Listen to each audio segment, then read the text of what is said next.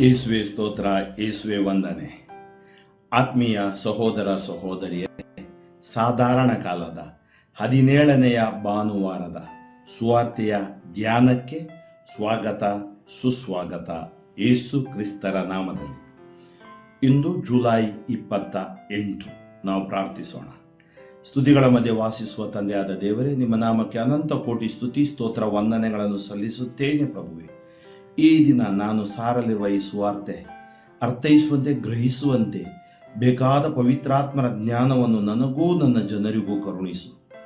ಈ ಸುವಾರ್ತೆ ನಮಗೆ ಸೌಖ್ಯವನ್ನು, ಬಿಡುಗಡೆಯನ್ನು, ರಕ್ಷಣೆಯನ್ನು ತರಲಿ. ಎಲ್ಲ ಕೇಡುಗಳಿಂದ ನಮ್ಮನ್ನು ಬಿಡುಗಡೆ ಮಾಡಲೆಂದು ಯೇಸುವಿನ ಸರ್ವಶಕ್ತ ನಾಮ ವಾಕ್ಯ ರಕ್ತ ಶಕ್ತಿಯಲ್ಲಿ ಪ್ರಾರ್ಥಿಸುತ್ತೇನೆ. ಆಮೇನ್.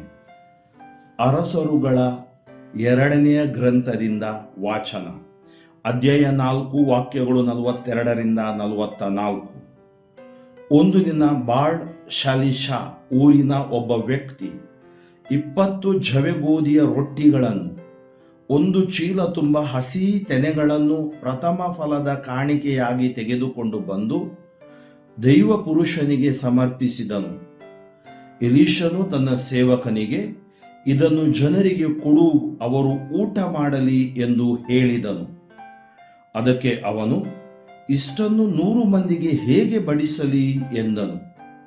ಎಲೀಷನು, ಇರಲಿ, ಕೊಡು, ಅವರು ಊಟ ಮಾಡಲಿ. ಅವರು ಅದನ್ನು ಊಟ ಮಾಡಿ ತೃಪ್ತರಾಗಿ ಇನ್ನೂ ಉಳಿಸಿಕೊಳ್ಳುವರು ಎಂಬುದು ಸರ್ವೇಶ್ವರನ ನುಡಿ ಎಂದು ಹೇಳಿದರು. ಸೇವಕನು ಬಡಿಸಿದನು.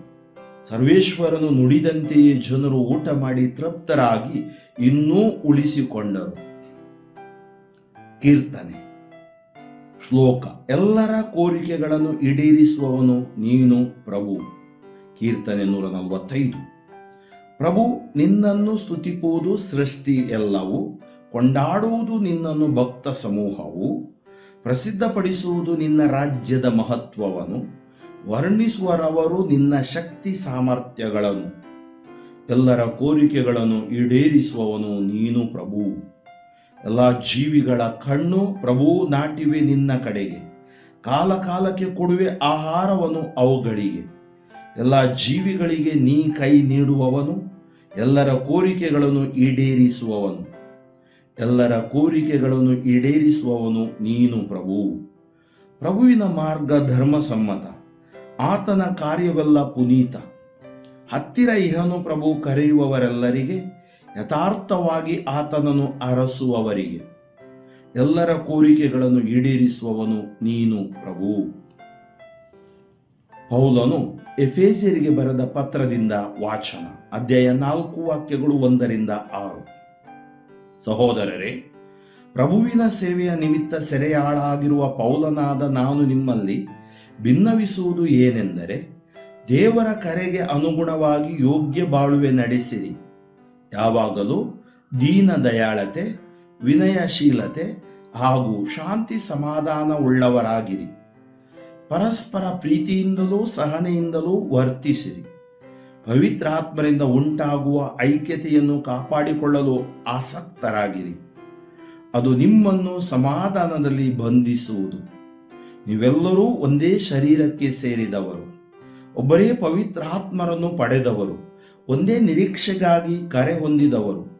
ನಮ್ಮೆಲ್ಲರಿಗೂ ಪ್ರಭು ಒಬ್ಬರೇ, ವಿಶ್ವಾಸವೂ ಒಂದೇ, ದೀಕ್ಷಾಸ್ನಾನವೂ ಒಂದೇ. ದೇವರು ಒಬ್ಬರೇ, ಸರ್ವರ ತಂದೆಯೂ ಅವರೇ, ಸರ್ವಶ್ರೇಷ್ಠರೂ ಅವರೇ, ಸರ್ವರ ಮೂಲಕ ಕಾರ್ಯನಿರ್ವಹಿಸುವವರು ಅವರೇ ಮತ್ತು ಸಮಸ್ತರಲ್ಲಿ ವಾಸಿಸುವವರೂ ಅವರೇ. ಘೋಷಣೆ. Alleluia, alleluia. ಮಾರ್ಗವೂ ಸತ್ಯವೂ ಜೀವವೂ ನಾನೇ. ನನ್ನ ಮುಖಾಂತರ ಬಾರದ ಹೊರತು ಯಾರೂ ಪಿತನ ಬಳಿಗೆ ಬರಲಾರರು. ಯೋಹಾನನು ಬರೆದ ಶುಭ ಸಂದೇಶದಿಂದ ವಾಚನ. ಅಧ್ಯಾಯ 6, ವಾಕ್ಯಗಳು 1ರಿಂದ 15. ಯೇಸು ಗಲಿಲೆಯ ಸರೋವರವನ್ನು ದಾಟಿ ಆಚೆಯ ದಡಕ್ಕೆ ಹೋದರು. ಅದಕ್ಕೆ ತಿಬೇರಿಯ ಸರೋವರವೆಂದು ಹೆಸರು. ಜನರ ದೊಡ್ಡ ಗುಂಪೊಂದು ಅವರ ಹಿಂದೆ ಹೋಯಿತು, ಏಕೆಂದರೆ ಯೇಸು ಸೂಚಕ ಕಾರ್ಯಗಳನ್ನು ಮಾಡುತ್ತಾ ರೋಗ ಪೀಡಿತರನ್ನು ಗುಣಪಡಿಸುತ್ತಾ ಇದ್ದುದನ್ನು ಆ ಜನರು ನೋಡಿದ್ದರು. ಯೇಸು ಬೆಟ್ಟವನ್ನು ಹತ್ತಿ ತಮ್ಮ ಶಿಷ್ಯರ ಸಂಗಡ ಕುಳಿತುಕೊಂಡರು. ಯಹೂದ್ಯರ ಪಾಸ್ಕ ಹಬ್ಬವು ಹತ್ತಿರವಾಗಿತ್ತು. ಯೇಸು ಕಣ್ಣು ಹಾಯಿಸಿ ನೋಡಿದಾಗ ಆ ದೊಡ್ಡ ಗುಂಪು ತಮ್ಮ ಕಡೆಗೆ ಬರುವುದನ್ನು ಕಂಡರು. ಈ ಜನರ ಊಟಕ್ಕೆ ರೊಟ್ಟಿಯನ್ನು ನಾವು ಎಲ್ಲಿಂದ ಕೊಂಡುಕೊಳ್ಳುವುದು ಎಂದು ಯೇಸು ಫಿಲಿಪ್ಪನನ್ನು ಕೇಳಿದರು. ಫಿಲಿಪ್ಪನನ್ನು ಪರೀಕ್ಷಿಸುವ ಸಲುವಾಗಿ ಅವರು ಹಾಗೆ ಹೇಳಿದರು, ಏಕೆಂದರೆ ತಾವು ಮಾಡಲಿರುವುದು ಅವರಿಗೆ ತಿಳಿದಿತ್ತು. ಅದಕ್ಕೆ ಫಿಲಿಪ್ಪನು 200 ದಿನಾರಿ ನಾಣ್ಯಗಳನ್ನು ಕೊಟ್ಟು ರೊಟ್ಟಿಯನ್ನು ತಂದರೂ ಆಳಿಗೊಂದು ತುಂಡೂ ಬಾರದು ಎಂದನು. ಆಗ ಶಿಷ್ಯರಲ್ಲಿ ಒಬ್ಬನು, ಅಂದರೆ ಸಿಮೋನ್ ಪೇತ್ರನ ಸಹೋದರನಾದ ಅಂದ್ರೇಯನು, ಇಲ್ಲಿ ಒಬ್ಬ ಹುಡುಗನ ಬಳಿ ಜವೆಗೋದಿಯ 5 ರೊಟ್ಟಿಗಳು 2 ಮೀನುಗಳು ಇವೆ, ಆದರೆ ಈ ಜನಸಮೂಹಕ್ಕೆ ಇವೆಲ್ಲಿ ಸಾಕಾಗುತ್ತವೆ ಎಂದನು. ಯೇಸು ಜನರನ್ನು ಊಟಕ್ಕೆ ಕೂರಿಸಿರಿ ಎಂದರು. ಅಲ್ಲಿ ಹುಲುಸಾಗಿದ್ದ ಹುಲ್ಲಿನ ಮೇಲೆ ಜನರು ಕುಳಿತುಕೊಂಡರು. ಗಂಡಸರ ಸಂಖ್ಯೆಯೇ 5,000ದಷ್ಟಿತ್ತು.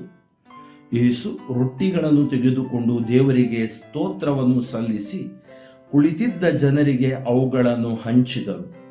ಹಾಗೆ ಮೀನುಗಳನ್ನು ಹಂಚಿಕೊಟ್ಟರು. ಎಲ್ಲರೂ ತಮಗೆ ಬೇಕಾದಷ್ಟು ತಿಂದರು. ಅವರೆಲ್ಲರೂ ತಿಂದು ತೃಪ್ತರಾದ ಮೇಲೆ ಯೇಸು ತಿಂದುಳಿದ ತುಂಡುಗಳನ್ನೆಲ್ಲ ಒಟ್ಟುಗೂಡಿಸಿದರು. ತಿಂದುಳಿದ ತುಂಡುಗಳನ್ನೆಲ್ಲ ಒಟ್ಟುಗೂಡಿಸಿರಿ, ಒಂದು ತುಂಡು ಹಾಳಾಗಬಾರದು ಎಂದು ತಮ್ಮ ಶಿಷ್ಯರಿಗೆ ಹೇಳಿದರು. ತಿಂದುಳಿದ ಆ 5 ರೊಟ್ಟಿಗಳ ತುಂಡುಗಳನ್ನು ಒಟ್ಟುಗೂಡಿಸಲು ಅವು 12 ಬುಟ್ಟಿಗಳ ತುಂಬ ಆದವು. ಯೇಸು ಮಾಡಿದ ಈ ಸೂಚಕ ಕಾರ್ಯಗಳನ್ನು ಕಂಡ ಜನರು, ಲೋಕಕ್ಕೆ ಬರಬೇಕಾಗಿದ್ದ ಪ್ರವಾದಿ ನಿಜವಾಗಿಯೂ ಇವರೇ ಎಂದು ಹೇಳತೊಡಗಿದರು. ಅವರೆಲ್ಲರೂ ಬಂದು ತಮ್ಮನ್ನು ಹಿಡಿದು ಅರಸನನ್ನಾಗಿ ಮಾಡುವ ಯೋಚನೆಯಲ್ಲಿದ್ದಾರೆ ಎಂಬುದನ್ನು ಅರಿತ ಯೇಸು ತಾವೊಬ್ಬರೇ ಬೆಟ್ಟದ ಕಡೆಗೆ ಹೊರಟು ಬಿಟ್ಟರು.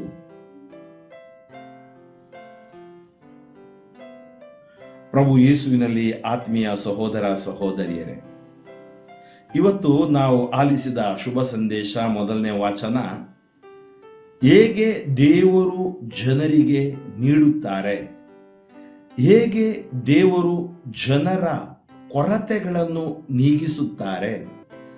ನಮ್ಮ ದೇವರು ಕೊರತೆಗಳನ್ನು ನೀಗಿಸುವ ದೇವರು. ಸರ್ವೇಶ್ವರನು, ಸರ್ವೇಶ್ವರನ ಮಗನು ಅದೇ ಕಾರ್ಯವನ್ನು, ಅದಕ್ಕೆ ಯೇಸು ಸ್ವಾಮಿ ಹೇಳ್ತಾ ಇರ್ತಾರೆ ಯಾವಾಗಲೂ, ನಾನು ನನ್ನ ಪಿತನ ಕಾರ್ಯ ಮಾಡ್ತಾ ಇದ್ದೀನಿ. ಎಲೀಷ ಪ್ರವಾದಿ, ದೇವರ ಪ್ರವಾದಿ, ಆತನಿಗೆ ಬಾಲ್ ಶಲೀಷ ಎಂಬ ಊರಿನಿಂದ ಒಬ್ಬ ಬಂದಾಗ 20 ಜವೆಗೋದಿ ರೊಟ್ಟಿ ಮತ್ತು 1 ಚೀಲ ತುಂಬ ಹಸಿ ತೆನೆಗಳನ್ನು ಪ್ರಥಮ ಫಲದ ಕಾಣಿಕೆಯನ್ನಾಗಿ ತಕೊಂಡು ಬರ್ತಾನೆ. ಕೆಲವು ಸರಿ ನೀವು ಗುರುಗಳ ಹತ್ರ ಬರುವಾಗ, ದೇವಾಲಯಕ್ಕೆ ಬರುವಾಗ ಇದೆಲ್ಲ ತಕೊಂಡು ಬರ್ತೀರಿ, ಪ್ರಥಮ ಫಲದ ಆಶೀರ್ವಾದ ನೋಡಿ. ನನ್ನ ನೆನಪಿದೆ, ನಾನು ನನ್ನ ಚಿಕ್ಕ ವಯಸ್ಸಿನಲ್ಲಿರುವಾಗ ಪ್ರತಿ ಭಾನುವಾರ ಅಟ್ಲೀಸ್ಟ್ ಒಂದು 15 ಜನರಾದರೂ ತಮ್ಮ ತೋಟದ ಕಾಣಿಕೆಗಳನ್ನು ಬಲಿಪೂಜೆಯ ಸಮಯದಲ್ಲಿ ಕೊಡ್ತಿದ್ರು. ತದನಂತರ ನಮಗೊಬ್ಬರ ವಿಚಾರಣೆ ಗುರುಗಳು ಅದೆಲ್ಲವನ್ನು ಹಂಚಿ ಬಡವರ ಮನೆಗೆ ಕೊಡ್ತಿದ್ರು. ಅಂದರೆ ಹೇಗೆ ಹಂಚಿಕೊಳ್ಳೋದು, ಈ ಕಾಣಿಕೆ ಏನೇ ಇರಬಹುದು, ಅದಕ್ಕೆ ಬೇಕು ಒಳ್ಳೆಯ ಮನಸ್ಸು, ಕೃಪೆ. ಇವತ್ತು ನೋಡಿ, ಎಲೀಷನ ಒಳ್ಳೆಯ ಮನಸ್ಸು ನೋಡಿ, ಅವನು ಇಡಬಹುದಿತ್ತು, 1-2-3 ತಿಂಗಳು ಅವನಿಗೆ ಬರ್ತಿತ್ತು. ಅದು ಇದನ್ನು ಏನು ಮಾಡಿ, ಇದನ್ನು ಅಲ್ಲಿರುವ ಜನರಿಗೆ ಕೊಡಿ. ಆವಾಗ ಸೇವಕ ಹೇಳ್ತಾರೆ, 100 ಜನರಿಗೆ ಸಾಕಾಗೋಲ್ಲ ಇದು. ಆದರೆ ಸರ್ವೇಶ್ವರನ ನುಡಿ ಏನೋ, ಅವರು ಊಟ ಮಾಡಿ ತೃಪ್ತರಾಗಿ ಇನ್ನು ಉಳಿಸಿಕೊಳ್ಳುವವರು. ಕೊಡುವವನಿಗೆ ಕೊರತೆ ಇರೋದು, ಕೂಡಿಸಿಟ್ಟುಕೊಳ್ಳುವವನಿಗೆ ಕೊರತೆ ಜಾಸ್ತಿ. ಅದಕ್ಕಾಗಿ ಈ ಕೊಡುವ ಮನಸ್ಸು, ಹಂಚಿಕೊಳ್ಳುವ ಮನಸ್ಸು, ಮತ್ತು ಆ ಮನಸ್ಸು ಬರುವುದು ಪ್ರೀತಿ ಇದ್ದಾಗ ಮಾತ್ರ. ಜನರ ಮೇಲೆ ಎಲೀಷನಿಗೆ ಪ್ರೀತಿ ಇತ್ತು, ಯೇಸುವಿಗೆ ಪ್ರೀತಿ ಇತ್ತು, ಪೌಲನಿಗೂ ಪ್ರೀತಿ ಇತ್ತು. ಪ್ರೀತಿ ಎಲ್ಲ ಭೀತಿಯನ್ನು ಹೊಡೆದೋಡಿಸುತ್ತೆ. ಒಂದು ಅದ್ಭುತ ದೇವರು ಈ ಮೊದಲನೇ ವಾಚನದಲ್ಲಿ ಮಾಡುವುದನ್ನು ನಾವು ನೋಡಿದ್ದೀವಿ. ನಾವು ಕೂಡ ಎಲೀಷನಂತ ಆಗೋಣ. ನಮಗೆ ಸಿಕ್ಕಿದ್ದನ್ನು ಹಂಚಿಕೊಳ್ಳುವ ಮನಸ್ಸು ನಮಗೆ ದೇವರು ಕರುಣಿಸಲಿ, ಮತ್ತು ಎಲೀಷನಂತೆ ದೇವರಲ್ಲಿ ವಿಶ್ವಾಸಿಸೋಣ. ಇಂದಿನ ಕೀರ್ತನೆ ಶ್ಲೋಕ 145ರಲ್ಲಿ ನಾವು ಆಲಿಸಿದೆವು, ಎಲ್ಲ ಕೋರಿಕೆಗಳು ಈಡೇರಿಸುವವು ನೀನೇ. ಅದಕ್ಕೆ ನಾವು ವಿಶ್ವಾಸಿಗಳ ಪ್ರಾರ್ಥನೆ ಅಂತ ಇದೆ ಚರ್ಚಲ್ಲಿ. ನಾವು ಕೆಲವು ಸರಿ ಬುಕ್ಕಲ್ಲಿಂದ ಓದ್ತೀವಿ, ವೆರಿ ಗುಡ್, ಒಳ್ಳೆಯದು. ಆದರೆ ಕೆಲವು ಆ ಧರ್ಮ ಕೇಂದ್ರದ ವಿಷಯಗಳಿರ್ತವೆ ನಾವು ಪ್ರಾರ್ಥಿಸ್ಲಿಕ್ಕೆ, ಅದನ್ನು ಕೂಡ ನಾವು ಪ್ರಾರ್ಥಿಸಬೇಕು. ಕೆಲವು ಸಲ ಅದ್ರಲ್ಲಿ ಬರೆದಿರುವುದಿಲ್ಲ, ನಾವು ಅದನ್ನು ಹೇಳಬಹುದು. ಅದಕ್ಕಾಗಿ ದೇವರು ಎಲ್ಲ ಕೋರಿಕೆಗಳನ್ನು ಈಡೇರಿಸ್ತಾರೆ, ರಕ್ಷಿಸ್ತಾರೆ. 2ನೇ ವಾಚನದಲ್ಲಿ ಸಂತ ಪೌಲರು ಬಹಳ ಸುಂದರವಾಗಿ ಹೇಳ್ತಾರೆ, ನಮ್ಮಲ್ಲಿ ಐಕ್ಯತೆ ಬೇಕು, ಡಿವಿಷನ್ ಬೇಡ, ವಿಭಜನೆ ಬೇಡ.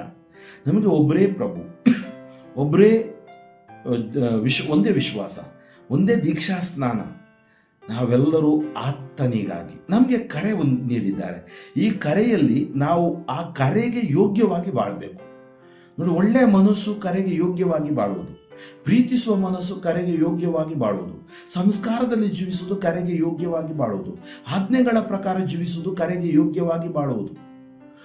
ಭಾನುವಾರ ಜೊತೆ ಸೇರಿ ಆರಾಧನೆ ಸಮುದಾಯದಲ್ಲಿ ಮತ್ತು ಪ್ರತಿಯೊಂದು ಸಂಘ ಸಂಘಟನೆಯಲ್ಲಿ ನಾವು ಭಾಗವಹಿಸುವುದು ಕರೆಗೆ ಅನುಗುಣವಾಗಿ ಬಾಳುವುದು. ಇಲ್ಲಿ ಫೋಕಸ್ ಯೇಸು ಸ್ವಾಮಿ, ನಾವು ನೋಡುವುದು ಯೇಸು ಸ್ವಾಮಿ ಅಂತ. ಸೊ ಆವಾಗ ಏನಾಗುತ್ತೆ, ನಾವು ಕರೆಗೆ ಅನುಗುಣವಾಗಿ ಬಾಳಿದಾಗ ಅವ್ರು ಹೇಳ್ತಾರೆ, ಯಾವಾಗಲೂ ನಮ್ಮಲ್ಲಿ ಏನು ಇರಬೇಕು? ದೀನ ದಯಾಳತೆ ಬೇಕು, ವಿನಯಶೀಲತೆ ಬೇಕು, ಶಾಂತಿ ಸಮಾಧಾನ ಉಳ್ಳವರಾಗಬೇಕು ಮತ್ತು ಐಕ್ಯತೆಯನ್ನು ಕಾಪಾಡಲು ಆಸಕ್ತರಾಗಬೇಕು.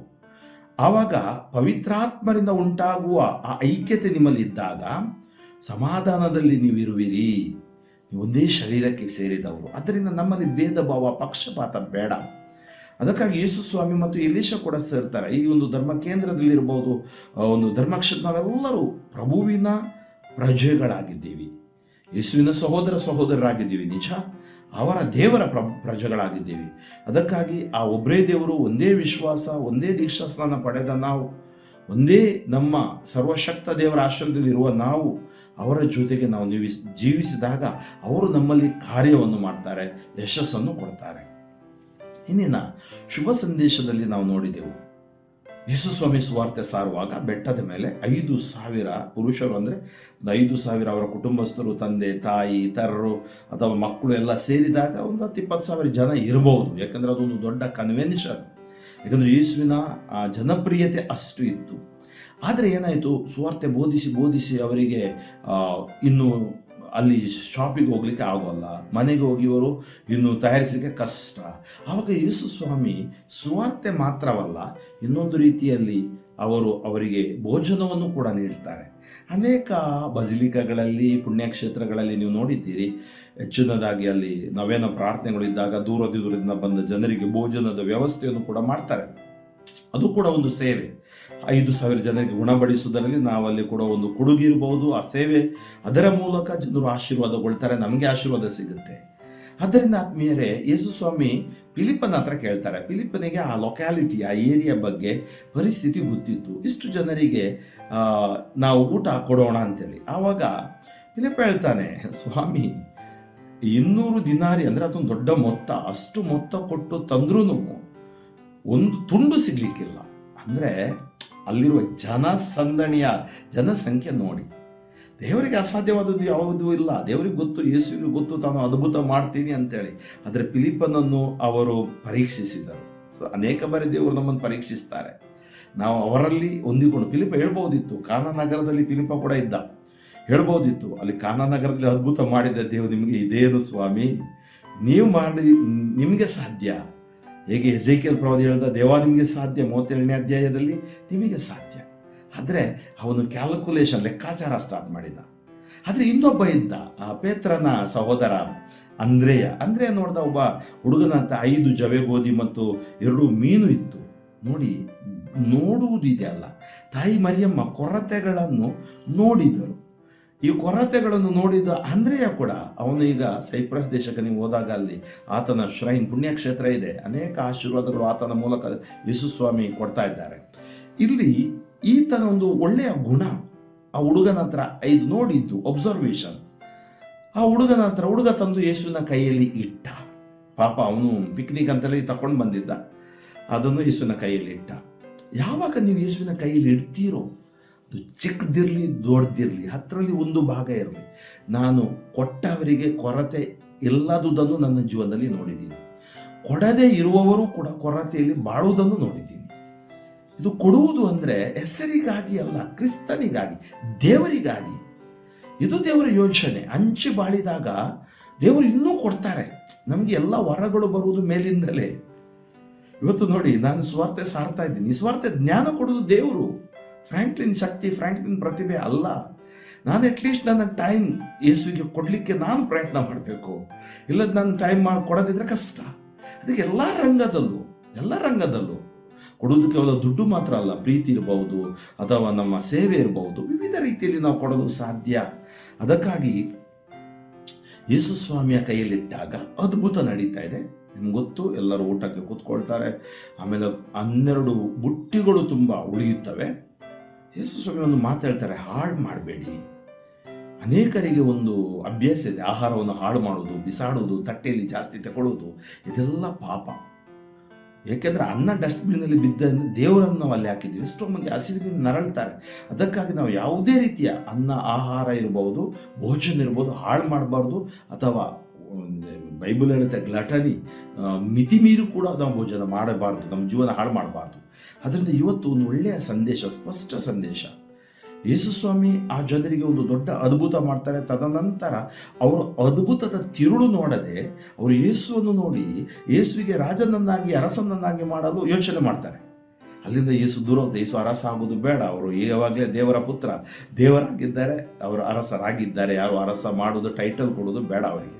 ಅದನ್ನು ಆತ್ಮೀಯ ಸಹೋದರ ಸಹೋದರಿ, ನಮ್ಮ ಜೀವನದಲ್ಲೂ ಎಲ್ಲ ಅಂಶಗಳನ್ನು, ಮೌಲ್ಯಗಳನ್ನು ತೆಗೆದುಕೊಳ್ಳೋಣ.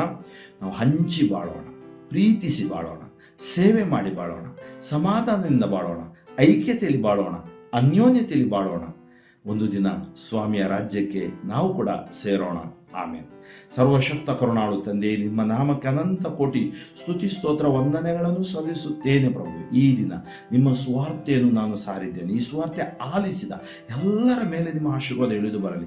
ಕೊರತೆಗಳನ್ನು ನೀಗಿಸಿರಿ, ಪರಿಶುದ್ಧ ಆತ್ಮರಿಂದ ಅವರನ್ನು ತುಂಬಿರಿ. ಎಲ್ಲ ಅಂಧಕಾರ ಶಕ್ತಿ ಬಂಧನಗಳು ಬಿಟ್ಟು ಸುಟ್ಟು ಬೂದಿಯಾಗಲಿ.